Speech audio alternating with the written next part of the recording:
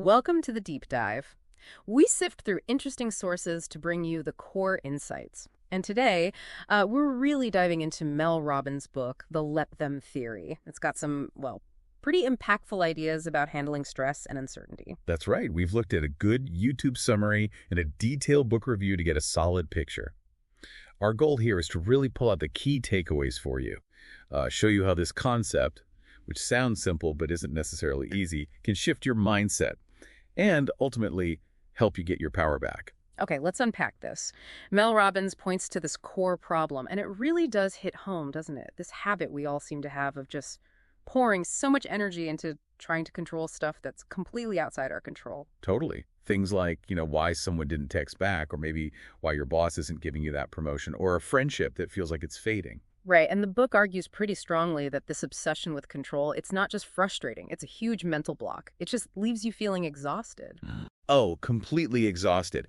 And think about the sheer amount of, mental and emotional bandwidth we spend agonizing over what someone else thinks, or trying to subtly manipulate a situation, or even trying to change how someone else fundamentally feels or acts. It's impossible. You can't win that game. Exactly. It's an unwinnable game. And that constant struggle is what Mel Robbins is trying to tackle with what seems like a really simple idea. Which is the let them theory. And yeah, it sounds almost too simple at first glance, but there's real depth there. The idea is when you're facing something you don't like, something you genuinely can't control, instead of fighting it tooth and nail, You just let them. you let them. Let them judge you, let them talk about you, let them cancel the plans they made with you. Even let them not support you, which can be a tough one. It really can, but the fundamental truth, the book says, is you can't control other people. Ever.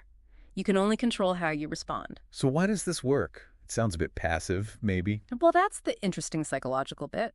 The more you desperately try to control other people or outcomes, The more powerless you actually feel. It's kind of backward, isn't it? completely. It's this irony she points out. The second you actually stop trying to control things externally, That's when you gain power. Because you redirect all that wasted energy towards what you can actually influence yourself, your actions, your mindset. Okay, let's make this practical. Think about social anxiety, that fear of judgment. We've all been there, right? Mm-hmm. Hesitating to post something online. Oh, yeah. A business idea, maybe starting a fitness journey publicly, some creative work. And you hold back because you're thinking, what if people think it's dumb? What if they judge me? Right. And this is where let them comes in clutch. It's choosing to say, okay, let them think whatever they want. Let them judge. Because honestly, they're opinions. They don't pay your bills. They don't affect your actual skills. They definitely don't define your worth. Exactly.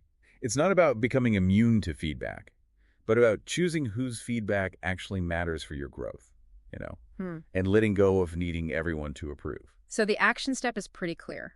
Yeah, the book suggests find one thing, just one thing today Yeah. that you've been holding back on because you're worried about what others might think. And just do it. And just do it. Let them have their thoughts. Let them doubt while you actually move forward. Okay, I get the let them part, letting go of control. But for someone who's maybe naturally a bit of a fixer or likes to be in control, doesn't just letting them feel, I don't know, a bit like giving up or letting people walk over you? How do you avoid that? That's a really important point, and it's something the theory addresses directly.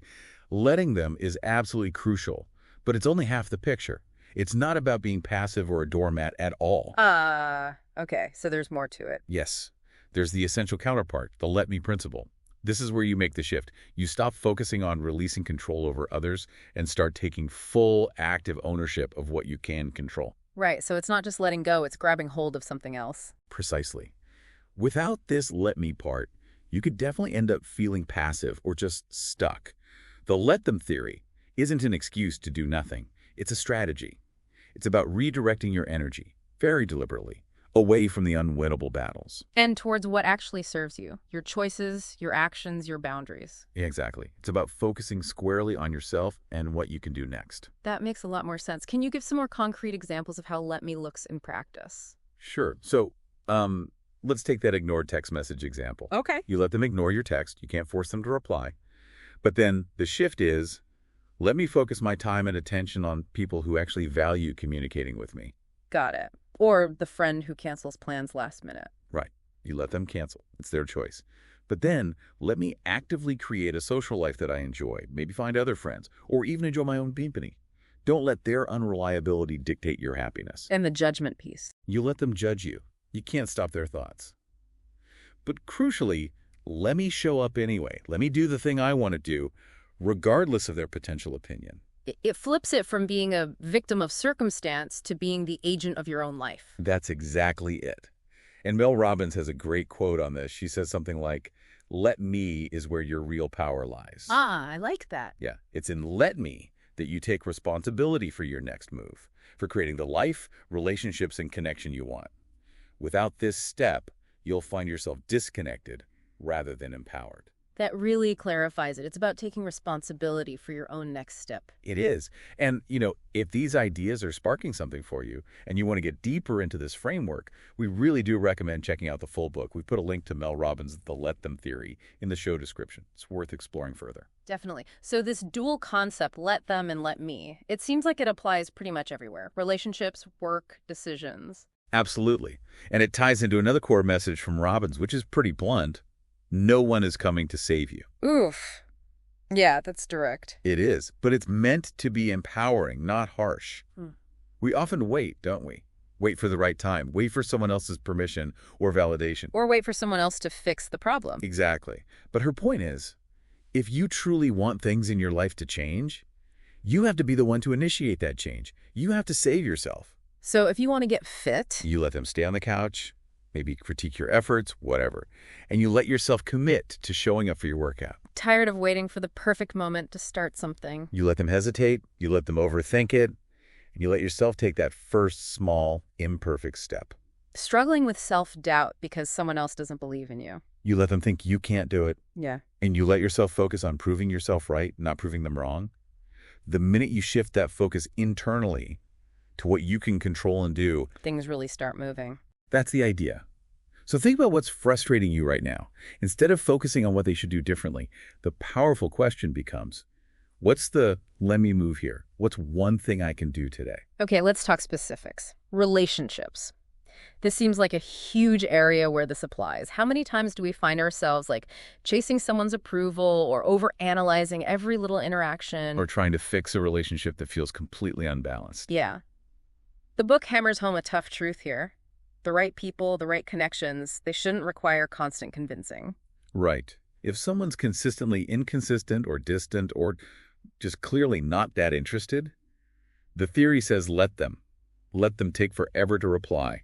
Let them be unreliable. Let them drift away if that's what they're doing. And the let me part. The let me is realizing that when you stop pouring energy into forcing those connections, you actually create space. Space for relationships that are mutual and genuine. So let me stop chasing. Let me invest my energy in people who value me. Let me raise my standards for the connections I allow in my life. It's about self-respect. Okay, another big one. Decision making. Ever find yourself stuck, not because you don't know the right path, but because you're terrified of how others will react if you take it? Oh, definitely. Leaving a job, ending a relationship that isn't working, setting a firm boundary. Yeah, the book calls it the guilt trap. And it's so real. We avoid making hard choices because we don't want to disappoint someone or make them angry or deal with the fallout. But the book points out that growth often requires disappointing some people along the way. It's almost unavoidable sometimes. So the advice is, let them be mad. Let them not understand your decision. Let them even gossip if they're going to. Because ultimately, you're the one living with the consequences of your choices. Exactly. And the let me here is incredibly empowering. It's let me trust my own gut. Let me make decisions based on my core values, not based on managing other people's emotions. Let me accept that short-term discomfort from their reaction is way better than the long-term regret of not living authentically. Makes sense. And how about motivation? That feeling of, I'll start when I feel ready, or I need more confidence first. The classic hesitation trap.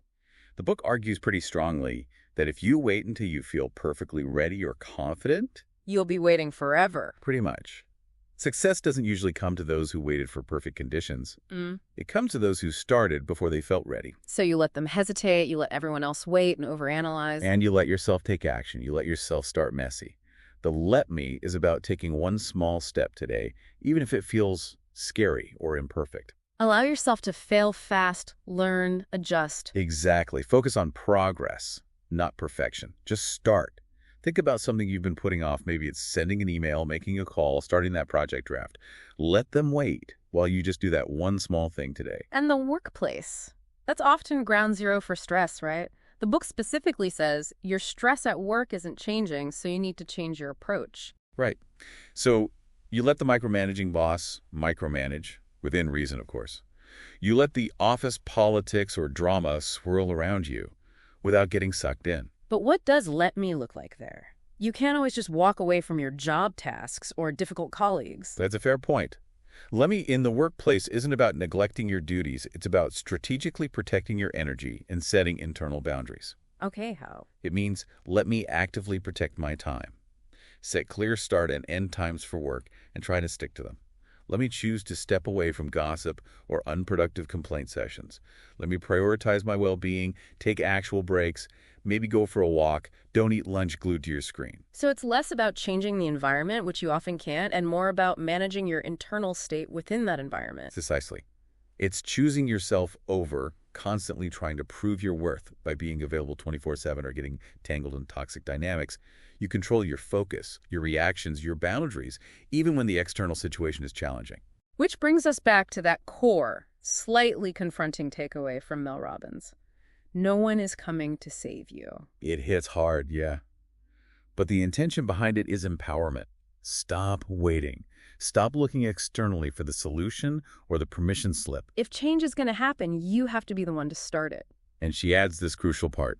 You must save yourself from yourself, meaning you have to push past your own inertia, your own excuses. You have to force yourself to make little moves forward all day, every day, especially when you don't feel like it.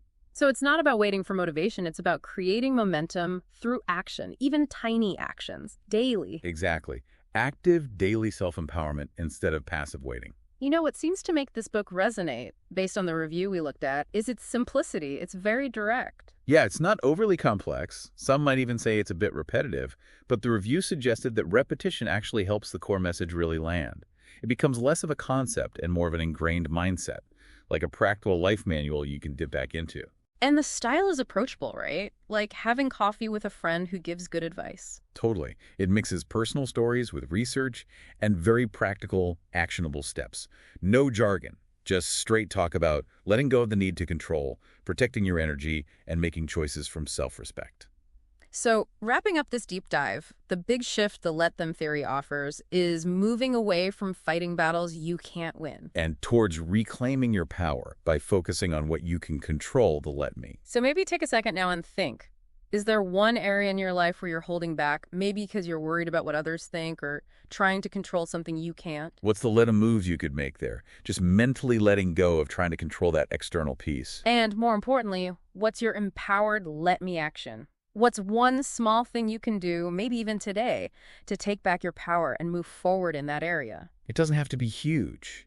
Just one step that's fully within your control. If this discussion has sparked something for you, we definitely encourage you to explore Mel Robbins's The Let Them Theory further. It offers much more depth and guidance. You can find the link to the book in our show description. Thanks so much for joining us on this deep dive today.